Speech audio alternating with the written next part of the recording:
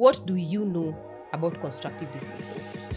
Interesting. Has your friend been constructively dismissed? Your relative? Your mother? Your dad? Your enemy? Have you participated in constructive dismissal of someone? Have you participated? Are you an active participant? Or have you been a victim of constructive dismissal? That is what we seek to demystify in this episode. So there was this rule that let's call her senior PA, had given us, that the bosses don't like us wearing pants to work, that we should put on dresses. And they shouldn't be those ones for church, for sweeping the floor.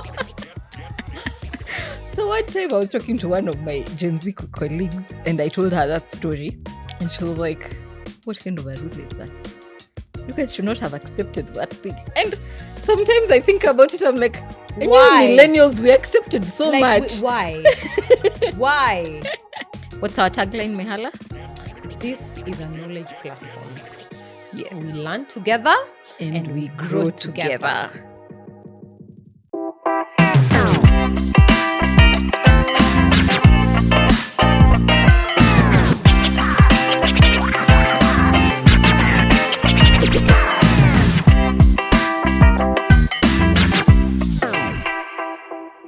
Hi guys, welcome to the Rundown. My name is Mihala Barasa. And I'm Danunz Yuko.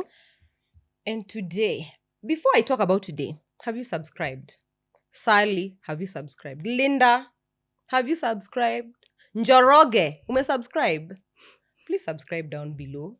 Follow us on our social media platforms. But most importantly, we want to get to 2,000 subscribers. When? By the end of? By the end of... Was it me? Yes. Okay. By the end of May is 1,000. Oh, by the end of May is 1,000. By the end of the... Okay, let's give you up to by the end of Q3. Yes. We want to get to 2,000 subscribers. So please help us. It's the only way we ask you to contribute to the channel. Just the subscription. Mm-hmm. But today, what we are asking ourselves is, what do you know about constructive dismissal? Interesting. Has your friend been constructively dismissed? Your relative? Your mother? Your dad? Your enemy? Have you participated in constructive dismissal of someone? Have you participated? Are you an active participant? Or have you been a victim of constructive dismissal? That is what we seek to demystify into this episode. Okay. Thank you, Mihala. I've heard about constructive dismissal here and there. Where and where? Here and there. Hapa na like it's rumors. Yeah. Social media hapa pale. X sana. Unapatana na mtu anakuambia, I resigned because my former employer did 1, 2, 3. So it was a toxic workplace, Majenzi wapenda kusema it was a toxic. It was a toxic employer. So I left. And then someone in the table is like, no, you should sue for constructive dismissal. You're like, hiyo ndio gani tena. Okay, so Mihala, could you define for us what constructive dismissal is? Okay, so constructive dismissal occurs when an employee resigns from their employment because the employer or their manager creates an environment that is so hostile that the employee can no longer stay in employment. So the very first and important thing in constructive dismissal is the employee has to resign. And there has to have been an environment so toxic or so unbearable brought about by the employer or their manager.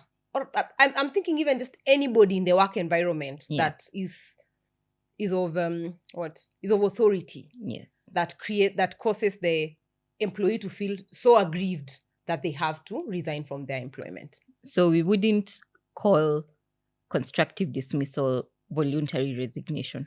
No, those are two separate things. Mm-hmm. So voluntary resignation is basically what we do when we get a new job. Yeah. You say, okay, it's been real. Someone is giving me $200,000. You're giving me 30 shillings. All the best with your 30 shillings. Find someone that accepts it. Okay.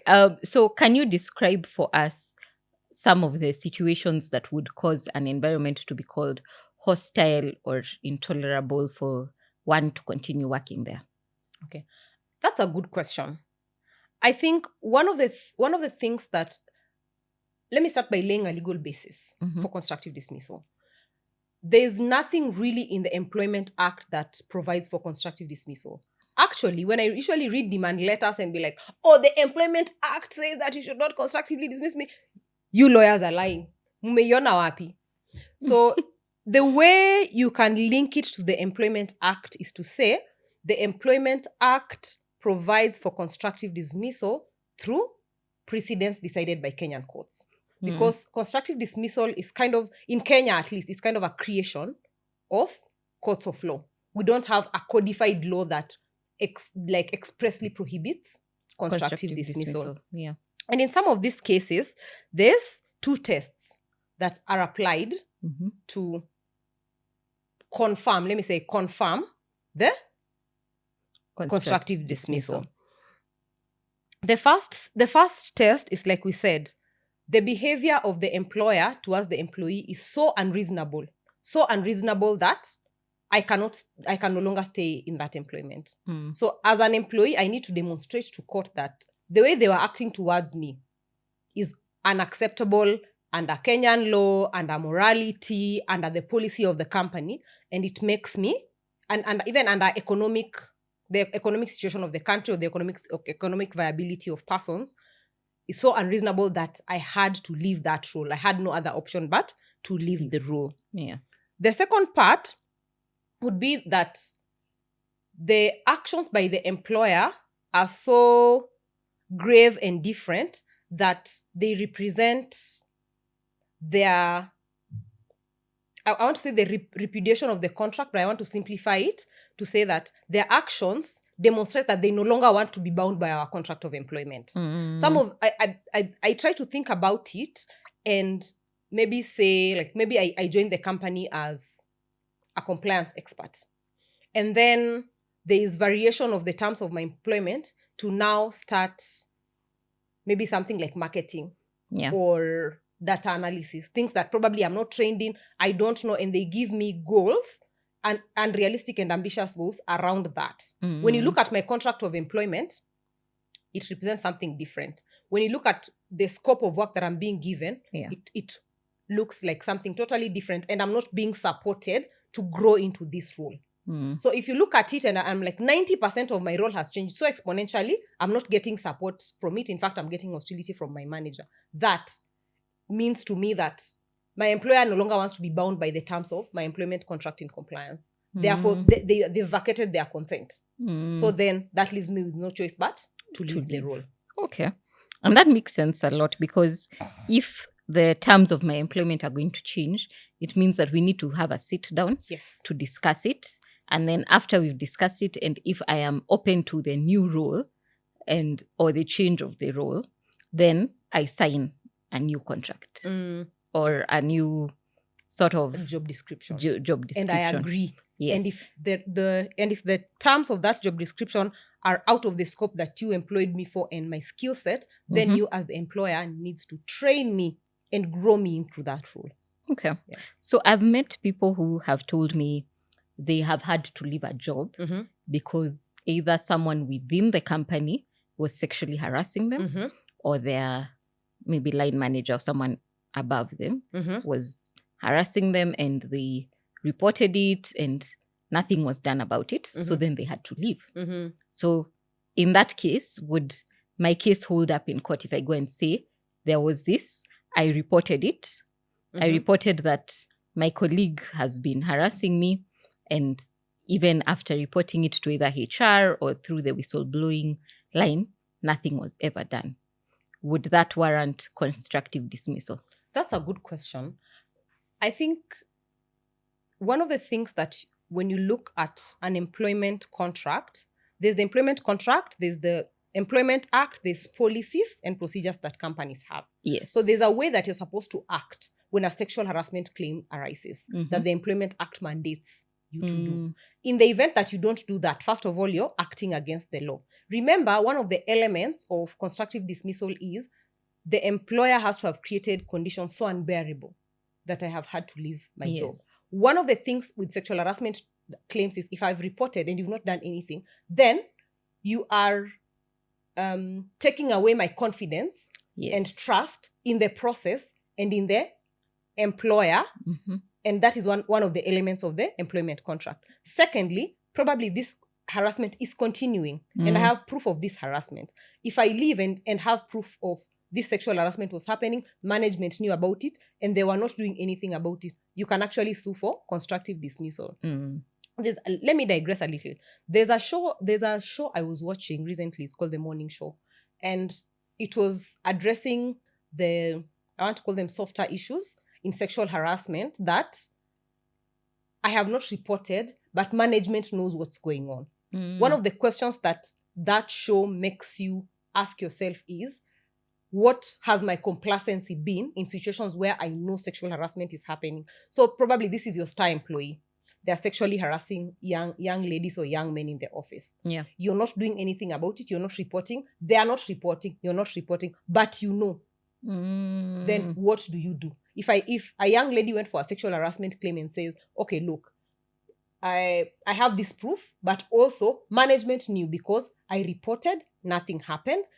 Maybe person X walked in on ABCD happening, nothing happened even with them knowing. So yes, it could create a rise for a constructive dismissal claim. Interesting. Okay.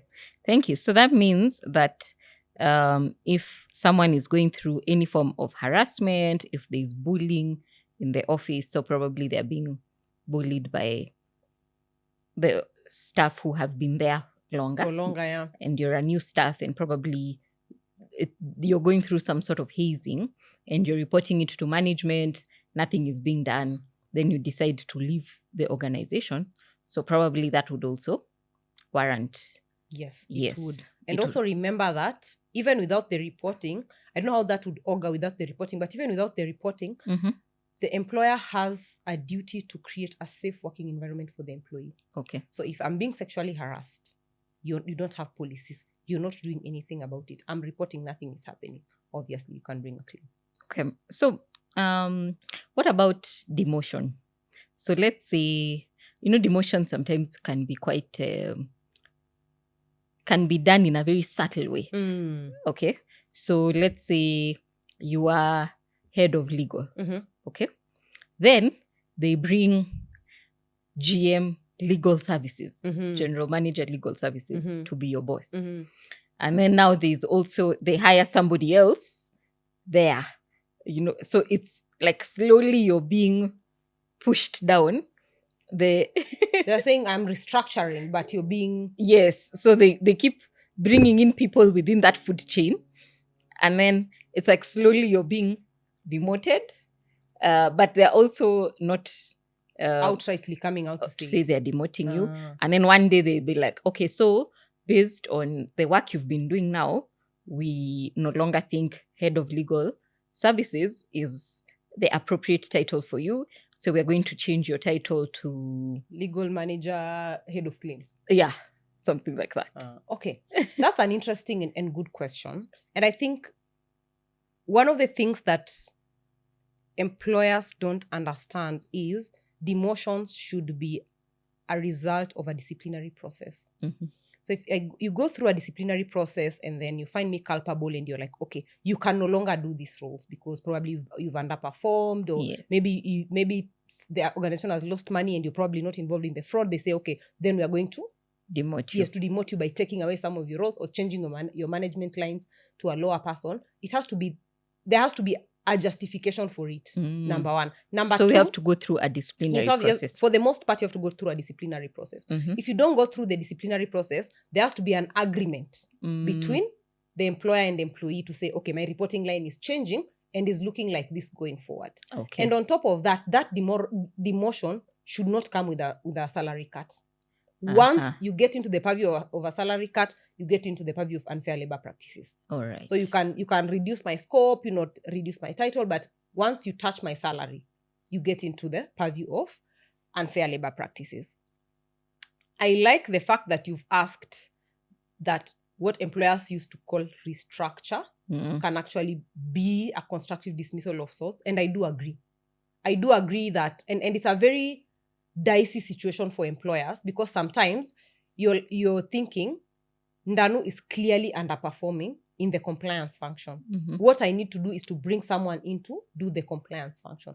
But if you do not manage that performance process properly, it can end up looking like a demotion, or it can end up, a PIP process has the potential to look like a constructive dismissal if you don't manage it properly.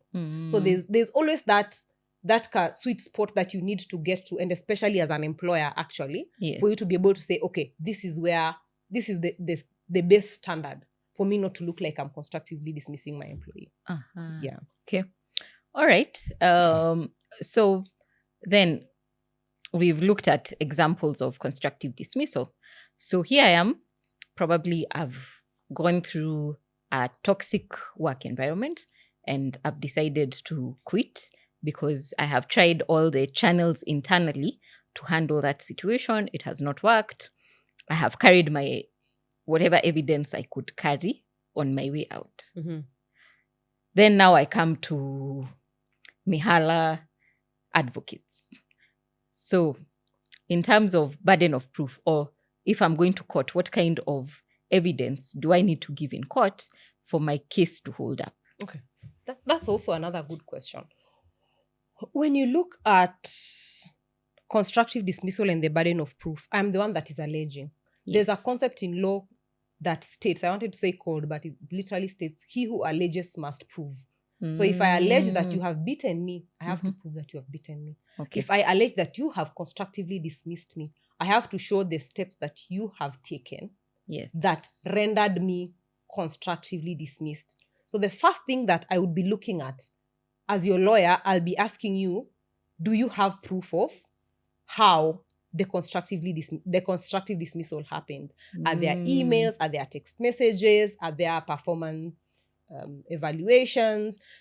Is there a JD, or are there manager communications that actually indicate there was intent to constructively dismiss you? Remember, when you look at constructively dismissal, the first element is you are supposed to have resigned. Yes. So obviously, you as the employee kickstarts the process. So if you've been terminated, I'll be like, that is unfair termination now. That's a different case. Yes. If you've gotten into an agreement with your employer on certain terms and waivers, and you've signed maybe some sort of mutual separation agreement, or you've decided to say, look, I'm leaving anyway, and you've signed somewhere to say, I'll not sue Ndanu for terminating me, I'll actually tell you your claim holds very little water, because then that leaves the purview of constructive dismissal, because there's no resignation, there's a mutual separation agreement, because I need to see that element of resignation. Okay. I'll also look at the reasoning for your leaving employment. So maybe you're saying, I left because I was under disciplinary process, not probably not constructive dismissal, because you are already subject to an internal procedure. So then it would beg me to look at what in that internal disciplinary structure makes me think there was constructive dismissal. Was it the reason for your termination, or was this the process? So if you are under disciplinary action, it's very hard to bring a constructive dismissal claim, because it will also look like you are just trying to retaliate against your employer, unless in that process there's a part of it that you're saying, even the way they arrived at this disciplinary action was it was a tick boxing to throw me out. Yeah, exactly. Okay. And again, remember, there's resignation, so you have to probably resign during the process. But even then, it's a difficult ball to kick. Then you have to have proof showing me that it was your employer's fault. So you can't tell me you are involved in fraud worth 10 million. You're resigning, there's proof, and then you start claiming constructive dismissal. Yeah. So if you are at fault as well, there's also that part. But you have to demonstrate to me that my manager was so hostile to me. Maybe, those wild managers that you get in, someone starts insulting you, throws a cup at you, writes to you an email telling you how, unqualified. I don't like your nose. Yeah, I don't like your nose. You're so unqualified. Those kind of things. If you have that kind of proof and you're like, it's my employer's fault. Yes. Anyway, I have ever told you, okay, this Probably that person should have sued. There was someone we used to work with. The boss used to ask them, "Is this a report written by an auditor or a marketer?" Oh my God. I know.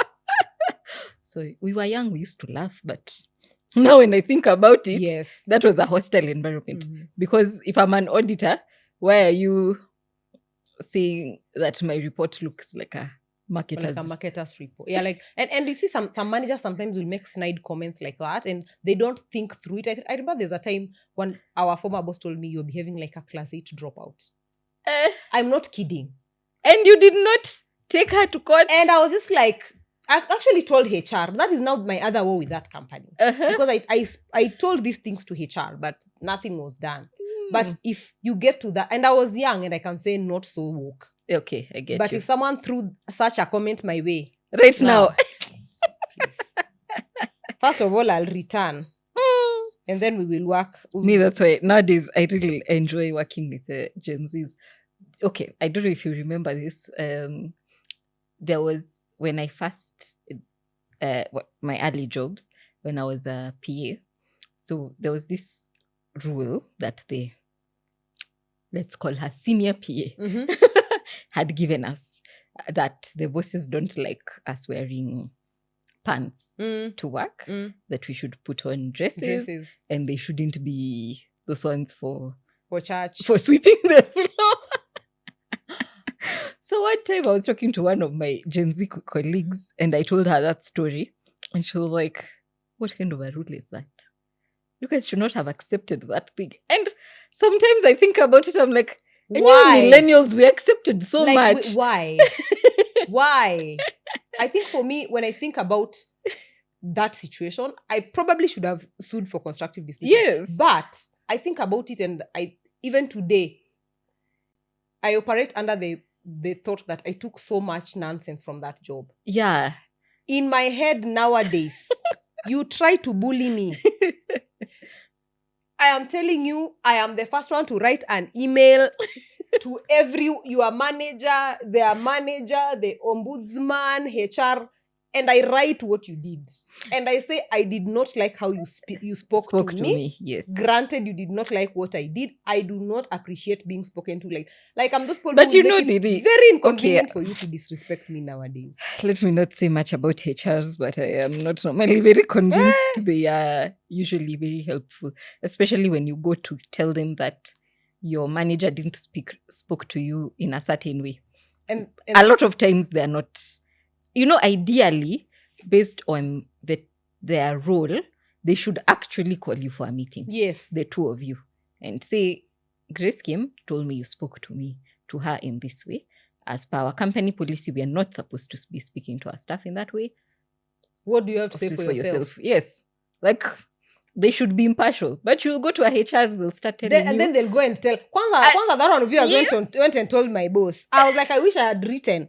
So that all of you are in that email and then you would now be confused. Actually, nowadays, I actually don't, Nini. I don't believe in going to tell them. Don't go tell them word of mouth. You write. Yes, write an email. I document. Write I say, now all email. of you are in the email. Someone has to action it. Yes. Even for optics. And that is the importance of, again, employers. Have HR, but also have some sort of ombudsman for the company. Like a neutral arbiter. You don't even need to hire somebody different. Look for someone in audit, risk, legal, those compliance, those roles that are secondary. Yes, are secondary and support. And just say, look, if anything happens, also contact the compliance office with your complaint. That way, people will start to behave, because you guys are going to lose constructive dismissal cases. Na munacheza tu hapa. Vibaya sana. And then, so once we have proven that if we've gone to court, then the court finds that actually this is constructive dismissal. What are the remedies that one can expect? Hapa sasa ndo mnafaa kuwa mnasikiza kipi, si ndio? So first of all, when you go to court, you're looking for two things. One, for the wrongs that were done to you to be made right, si ndio? And then secondly is for your employer to be punished. like really, it's court is actually a very vengeful place. You don't go to court because you're happy with me. Let's face it. So, so the court usually will grant compensatory damages for the constructive dismissal. So it will almost be treated like what they did to you was unfair.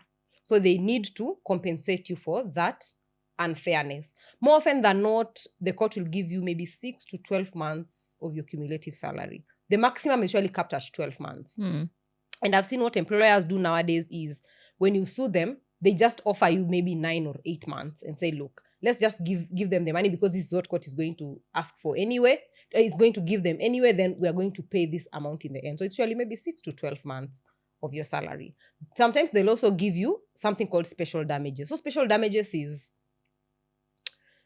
losses, not even losses, like costs that you've incurred maybe during the process of that case, or maybe the process of your loss of employment, but you have to give receipts. You have to show by receipt that, okay, on this day, this and this happened because of the constructive dismissal. And it has to be interlinked. To be honest, I've not seen a lot of special damages in constructive dismissal claims, but also they have the leeway to grant you special damages. The other thing that you will get, obviously, is what you usually get in employment claims. If you didn't give a notice, you could get notice pay, salary in lieu of notice. If you had leave days, you'll be paid for your leave days. If now the special damage can come in if maybe the company owed you some money, say you traveled somewhere and there's a cost implication to it and you have receipts and you can prove, they'll also award you that as well.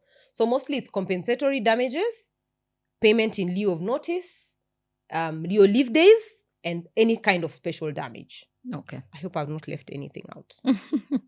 I think you've covered mostly what's there. Yeah. There's also the other part of constructive dismissal where if I decide that I'm not paying your salary for the next 3 months, you can say this situation is no longer economically viable for me. I'm not given a good explanation, therefore I am leaving.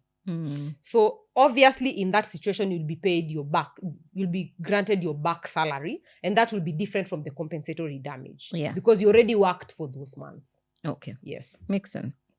All right. So sometimes we discussed this even as we were preparing for this episode, and you had mentioned that there are times when people decide to resign when they are put on PIP. And you mentioned that it's disadvantageous for them. Can you explain why?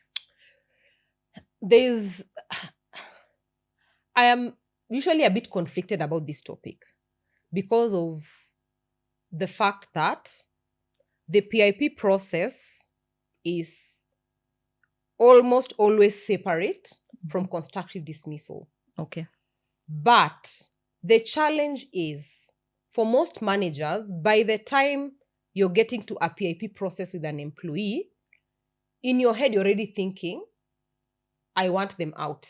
And actually, there are good managers, and I've experienced good managers who their job of them getting you into a PIP is like, I want you to pass this PIP so that you get back to work and we stop this. But some managers go into the PIP process thinking, I need to make this PIP process as short as possible so that I get rid of Ndano. So if that is the situation, then it puts the employer in a very precarious position. Okay. Because some employers will be like, okay, I just want to get you out. Let me do the PIP. Because the sweet spot for the PIP period is 8 to 12 weeks. I say, now I want to do 4 weeks. And then give you overly ambitious targets that I know you're not going to meet. Achieve. Yeah. And then on top of it, like maybe strip you of your title. And then on top of it, maybe like withhold your salary. And then on top of it, ignore any complaints you give. And then on top of it, not give you manager support. When you put all these things together, and I'm looking at my PIP, my targets are overly ambitious, my manager is not supporting me, maybe my salary has been curtailed, some of my roles are not making sense. I'm like, look, this manager wants to get rid of me. I resign during the PIP process. Yes. That gives me an edge over my employer. That's but true. Then there are some PIP processes, and there are patient managers. I usually like those patient managers. They'll be like, what period? 12 weeks. Okay. I'll give you 12 weeks. What are the targets? These are measurable targets. What do you need? I need a training. I need a leave day. I need a new laptop. I need a new system. These are the things I need. And in that process, you give them all those things. But most of your managers know how you work. Yes. So even you with your direct reports, if I put Ndanu on a PIP, they would pass. So even with the manager at the back of their mind thinking, I'm not sure they'll do well, giving of maximum support during that period and being able to demonstrate that as an employer is important. So that when I resign and I sue you in court, you're like, but look, I gave you a 12-week PIP period. The 12 roles that I asked you to perform are well within your JD. The targets are realistic. Your peers have the same kind of targets. I gave you manager support. I gave you training. You decided to resign midway. That will put your constructive dismissal claim in limbo. But if you demonstrate that your manager is giving you overly ambitious targets that you cannot, a short PIP period, not giving you support, this just looks like a witch hunt, then that gives you an edge as an employee. Yes. Okay. That's interesting.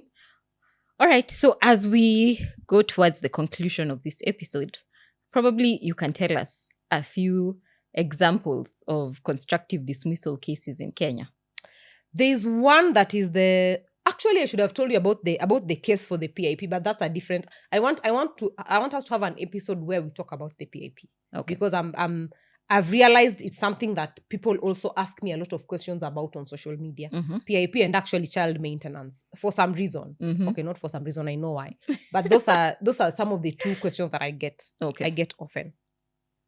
So the question that you asked me was on, remind me the question. So the question is if you can give us examples of some cases for constructive dismissal.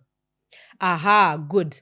So one of the gold standard cases that is usually quoted so much is a court of appeal case called Coca-Cola East and Central Africa Limited. Oh my God, Coca-Cola, don't censor me. Coca-Cola East and Central Africa Limited versus a lady called Maria Kagai Ligaga. It's a 2015 decision. So it's a decision that's a decade old. But even to date, it still has a lot of legal significance. So this case is about a lady called Maria. Yeah. So Maria, while working for Coca-Cola, they had a good relationship. Like she had a good employee-employee relationship until sometime in 2008. So the Coca-Cola decided we are relocating you to Uganda. So she went to Uganda. On reaching Uganda, she was told we are now relocating you to Mozambique. Remember, to Uganda, she relocated with her entire family. So then they told her, no, you have to move to Mozambique. Before she moves to Mozambique, she's told, now come back and work in Nairobi. When she comes back to Nairobi, she now no longer has a clear JD. She now no longer knows what she's supposed to do. In that process of being relocated to Nairobi, she's now told, oh, we are reassigning you to Nyeri. This is in 1 year. This is 2008, we're still in 2009. This is 1 year. You've gone to Uganda, Mozambique, Nairobi. Now you're being told Nyeri. Then she reported to her manager. She's like, I'm feeling frustrated. I'm feeling demoralized. I no longer know my roles. This situation is feeling untenable for me.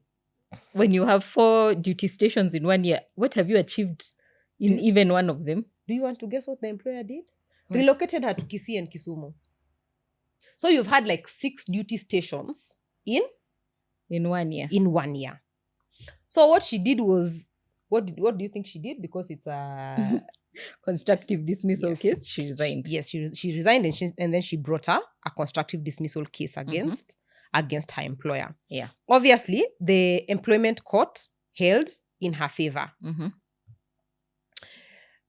So what this case does for us, it kind of sets out the structured test for constructive dismissal. The things I was telling you about when we started the episode. 1, repudiation of the contract. 2, like your conduct is so unreasonable that now I have to leave my employment. Let me see how much the court awarded her. Wow, so 6 duty stations in 1 year. That's crazy. Yep. Okay. Let me see. Okay. Hey! Okay. I need to calm down. So for this particular, when we were talking about the compensation, I said the court will usually give 6 to 12 months. Mhm. For this particular case, the court gave 9 months gross salary. And then, so there was an appeal because we're talking about the court of appeal. So the trial court, that is the high court, gave 9 months salary. And the court of appeal upheld it, said you can get 9 months salary and then all the other two damages like salary compensation for leave days and all those contractual. And her entire pass that she was going home with was 6,416,404 shillings. This is in 2015. Wow. Constructive dismissal claim, 6.4 million. Just because you decided you want your employee to be a tennis ball. Lands up. Yeah. You can't keep moving someone like that. You can't keep moving someone like that. Yeah, that's sad. Okay. So thank you for that, Mihala. I think we now have perspective for both the employer and the employee. For an employee, what constitutes a hostile work environment?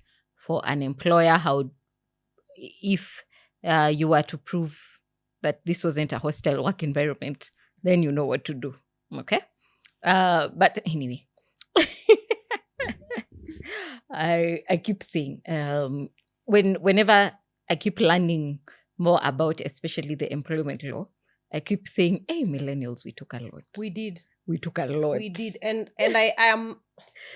And the sad thing is, there are some Gen X and millennial bosses right now who still wonder why you are not taking their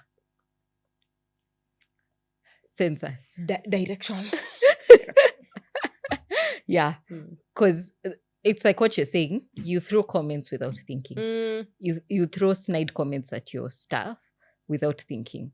You block their promotions. You block their salary reviews. Yes. And you're not thinking how this impacts your employer. Exactly. You're thinking it in terms of it's gratifying in the moment, to be honest. You're like, feeling good because I'm feeling superior than you.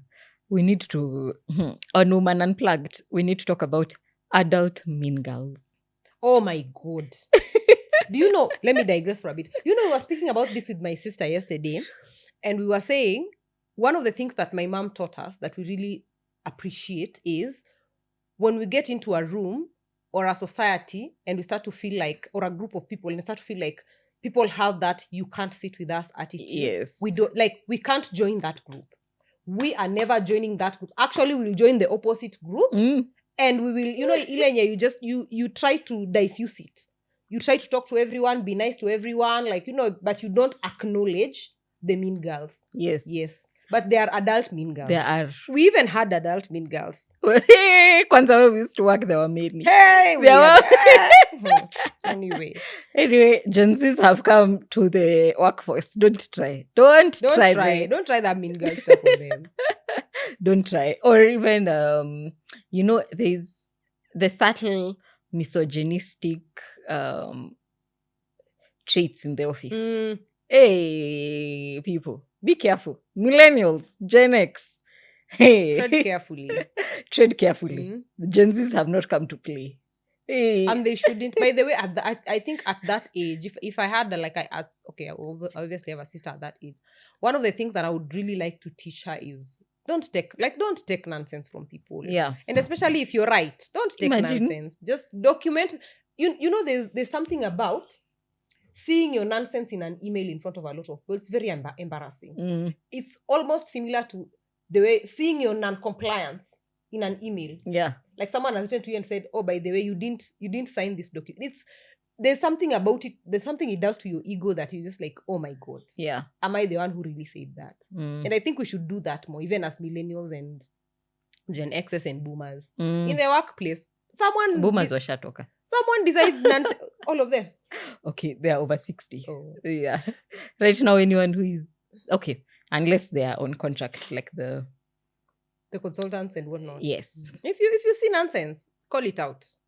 the only way we are going to actually avoid these cases for constructive dismissal is if you guys start calling out people Yes. for those subtle. Yes. And HRs do better. HRs need to do better. Yeah. Okay, I cannot really in good conscience attack my HR. I think. Okay, our no, HR I'm not does a good job. specific. I'm not. It's not from a specific company. But generally, yes. You listen to people's stories and you're like, where is he? Like, what does your HR do? Yeah, like their HR only needs to read one law. One like Moja, this. yes. All you need to do is read the Employment Act. That's it. By the way, that's it. You can't be that bad at your job. Yeah, you cannot. I usually say you can't be bad at something you do every day. Imagine. It beats me. Like, it beats me that someone can be bad at what they... I'm sorry. And then, some of them say, oh, we didn't go through the disciplinary process because the CEO said, just fire this person. Hey. First of all, if you have a legal and compliance department in that company and you didn't go through the process, fire your legal officer. Imagine. Fire them. Fire, like, you would much rather have a legal officer and compliance officer that is fighting with HR and the CEO every day, saying, go through the due process. Yes. And in the event that the CEO has said, no, fire this person, let them sign a risk acceptance form. Let them sign. Let them carry the risk. Yes. Tell them, you know what? It's okay.